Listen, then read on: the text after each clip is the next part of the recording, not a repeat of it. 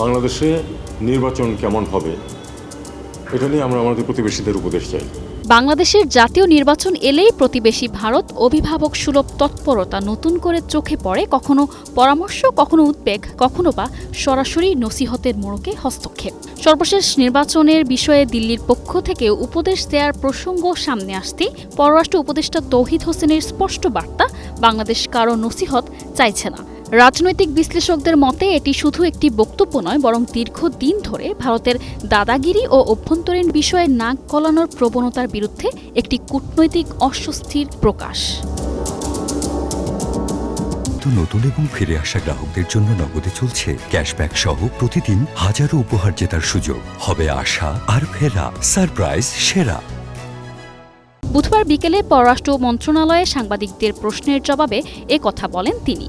পররাষ্ট্র উপদেষ্টা বলেন, বাংলাদেশে নির্বাচন কেমন হবে এটা নিয়ে আমরা প্রতিবেশীদের উপদেশ চাই না। এখন সামনে আমরা একটা ভালো নির্বাচনের দিকে যাচ্ছি। এই মুহূর্তে তো আমাদের নসিহত করার কোনো প্রয়োজন নেই। এখন সামনে একটা ভালো নির্বাচনের দিকে আমরা যাচ্ছি, এই মুহূর্তে আমাদেরকে নসিহত করার তো কোনো প্রয়োজন নেই। আমরা জানি আমরা কি করব। এর আগে সকালে দিল্লিতে বাংলাদেশের হাইকমিশনার এম রিয়াজ হামিদুল্লাহকে তলব করে ভারতের পররাষ্ট্র মন্ত্রণালয়। সেখানে কি কথা হয়েছে সে বিষয়ে প্রশ্ন করা হয়েছিল পররাষ্ট্র উপদেষ্টাকে।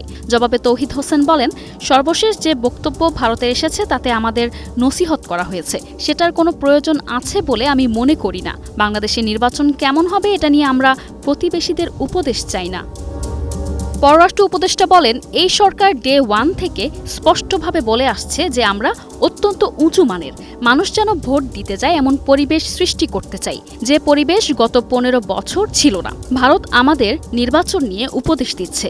তিনি বলেন, এটাকে আমি সম্পূর্ণ অগ্রহণযোগ্য মনে করি। ভারত জানে এর আগে গত 15 বছর যে সরকার ছিল তাদের সঙ্গে ভারতের অত্যন্ত মধুর সম্পর্ক ছিল। ওই সময় নির্বাচনগুলো যে প্রহসনমূলক হয়েছিল সে সময় ভারত একটি শব্দ উচ্চারণ করেনি। তিনি বলেন, এখন সামনে আমরা একটা ভালো নির্বাচনের দিকে যাচ্ছি। এই মুহূর্তে তো আমাদের নসিহত করার কোনো প্রয়োজন নেই। একটা সময় প্রহসনমূলক নির্বাচন নিয়ে দিল্লি নীরব ছিল, সেই স্মৃতি এখনও তরতাজা। ফলে বর্তমান বাস্তবতায় ভারতের এই উপদেশ শুধু অপ্রয়োজনীয় নয়, বরং বাংলাদেশের অভ্যন্তরীণ বিষয়ে অযাচিত হস্তক্ষেপ হিসেবেই দেখা হচ্ছে বলে মনে করছেন বিশ্লেষকেরা। News desk, 21 television.